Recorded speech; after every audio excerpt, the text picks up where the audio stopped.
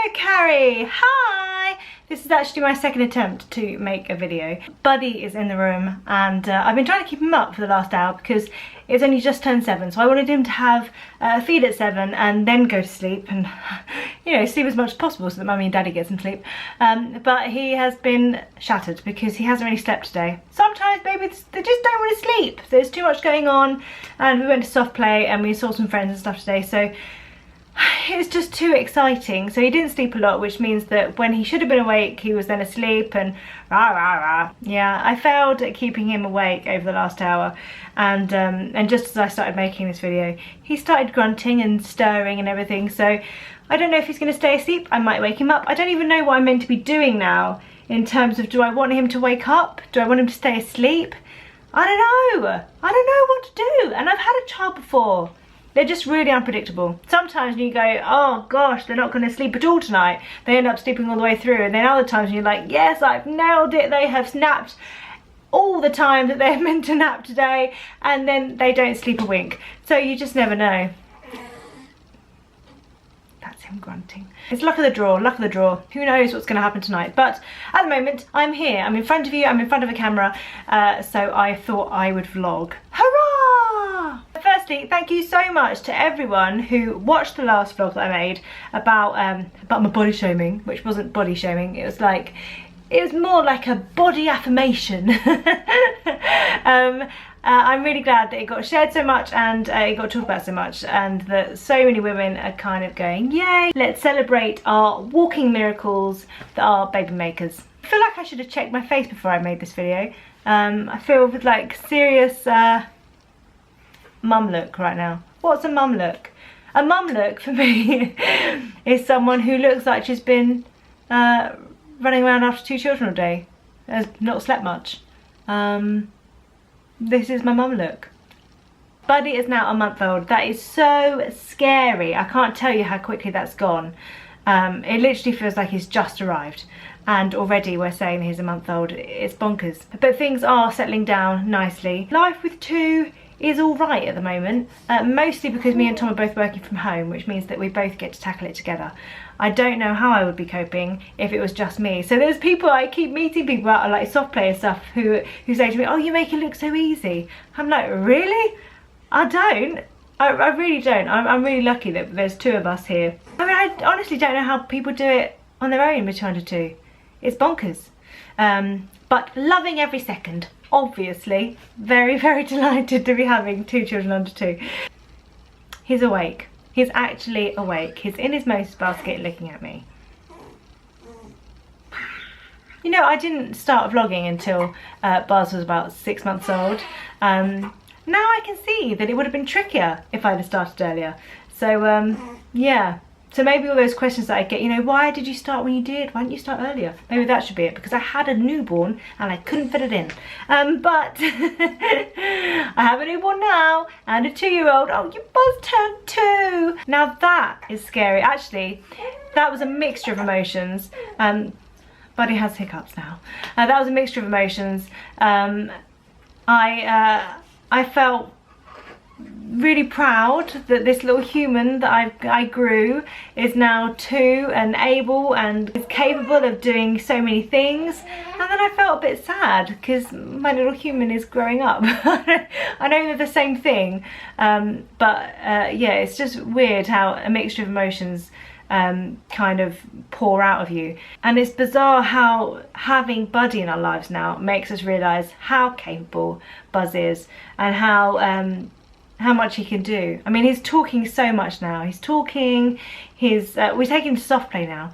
And before Buddy would have been like, oh gosh, you know, trying to help him on everything and not letting him really do much for himself, which I know is awful, and it sounds like we wrap him in cotton wool. We don't, but I think we've always been aware of how fragile children can be.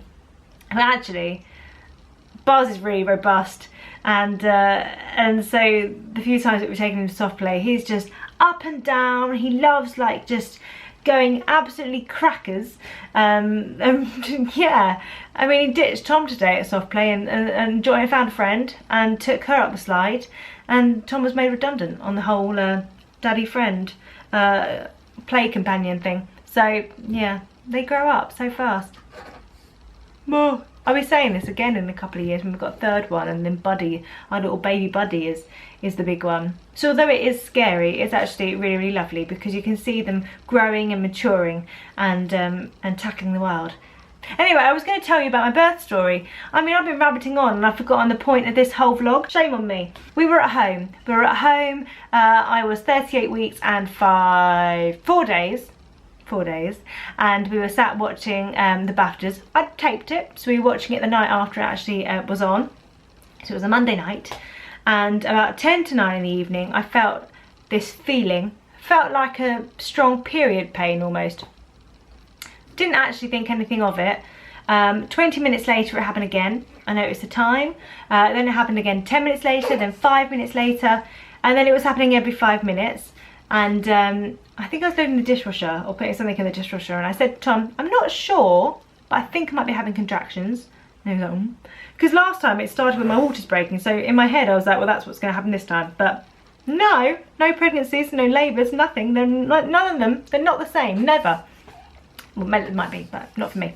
Anyway, so I decided to just kind of carry on doing whatever I was doing and then see how we go. So we tried to go to bed at 10:30. I tried to listen to my hypnobirthing, and I just decided that I needed to be out of bed doing things. I was quite convinced by this point that I was having contractions because they were 3 minutes apart, very regular, and they were lasting a minute long. So I came downstairs, bounced my ball for a bit, came into here and started to watch Comedy Central. I think it was about 11:30 at this point.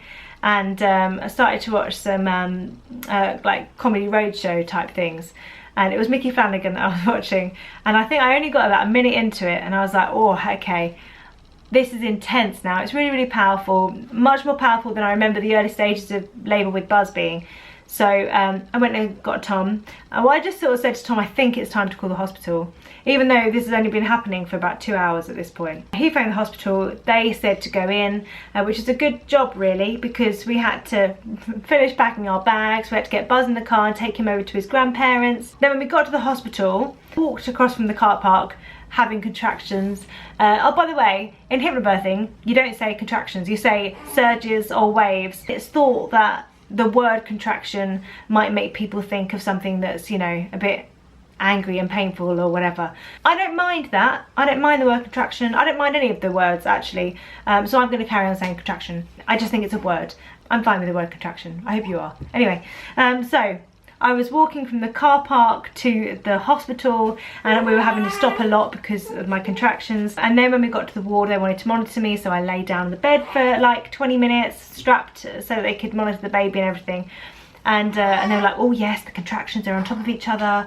And I was like, yeah, I'm well aware.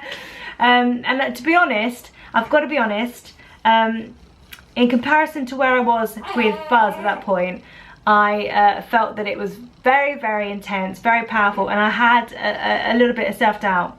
I thought if it was going to be this intense for hours, I wasn't sure how I was going to actually cope with it. Just a niggle, because the breathing, every time it happened, I knew when it was happening. I knew that it was only going to last a certain amount of time. My breathing, you know, just trying to breathe through everything and relax, it all helped to calm me down and to get my body into a relaxed state. So after being monitored, they examined me and I was 5 to 6 centimetres, which I thought, okay, that's fine, this is doable. Anyway, then I went to the toilet straight away afterwards to get ready to go into the pool. And then when I was there, I had this weird kind of whoo, whoo, whoo feeling in my tummy. That's all I can describe it as. Whenever I tell people, I do the whoo, whoo, whoo. And I thought, oh, that's odd. So I remember coming out, getting in the pool and telling Tom about this sensation. And he was like, that's weird. And then about 5-10 minutes later, it was happening again. And I just realised that my body was kind of taking over and making me want to push. So I told the midwife and she said, just do what everybody wants you to do. So I kind of didn't fight it, I just let it happen. So I had about 5 of these sensations in the space of about 20 minutes, each one lasting about 30 seconds to a minute long, I think. So anyway, This happened really quickly. So on the first one, my waters broke. Literally, it was like just like that. My whole body was kind of pushing down, like I wanted to just get this baby out. It was the most intense thing I've ever felt. So on the first one, my waters broke. On the second one, I could literally feel the whole baby moving, like being pushed down. On the third one, I could feel the top of the baby's head. The fourth one, the head was out. The fifth one, Buddy was born. Yeah, it happened so quickly. It was ridiculous. I actually can't believe how quickly it happened. It was literally like my body was expelling this baby that it had been growing for the last 9 months, and it was the most powerful and incredible thing that I have ever experienced. Yeah, and I did it all with hypnobirthing techniques, which I wouldn't have had time to do anything else anyway by the time we got to the hospital, but thank goodness we phoned the hospital when we did. Thank goodness we left when we did, because otherwise, you know, baby would be born on the A40 somewhere which is, you know, it's an alright road, but it's not the best, is it? And you know, I think if you're born somewhere like that, you should be named after it. An A40 Fletcher just does not have a ring to it. Buddy arrived at 2:26 AM, so you know, it all kicked off at 10 to 9, and that's the early stages of labour, you know, very early. So I think people only count really from active labour. He arrived in no time at all, and we actually came home that same day. I think we just felt that, you know, we were there, we were both fine. Buzz was at home. We were just too excited for Buzz to meet his little brother, basically. And also, there's nothing quite like being in the comfort of your own home. So this time around, I literally just relaxed and let my body recover. I didn't do too much. Last time I got an infection, and that was literally from trying to be super mum and running around making teas for people and running up and down the stairs all the time. This time I stayed in bed almost every morning till like lunchtime, and then came downstairs for a few hours. So and we kept visitors to a minimum. And I think I was out on a walk about 2 weeks after Buddy was born. I was certainly out of the house within a week, which is just remarkable, because that is not what happened with Buzz. I was so poorly that yeah, I don't think I got to go for a walk for about a month. So yeah, I think that's probably made me feel a lot better. It's amazing what a bit of fresh air can do. Lifted my spirits being able to get out of the house with my little family and go out for lunch and go for walks and stuff. It's been really lovely. I feel like I've rabbited on a lot, so I'm sorry. I'm really sorry. And also I'm very conscious of the fact that Buddy is next to me and that he is awake now and is just kind of breathing like a little so I should probably go sort him out. Anyway, I love you all. Carrie, I love you, and I shall speak to you later. Bye.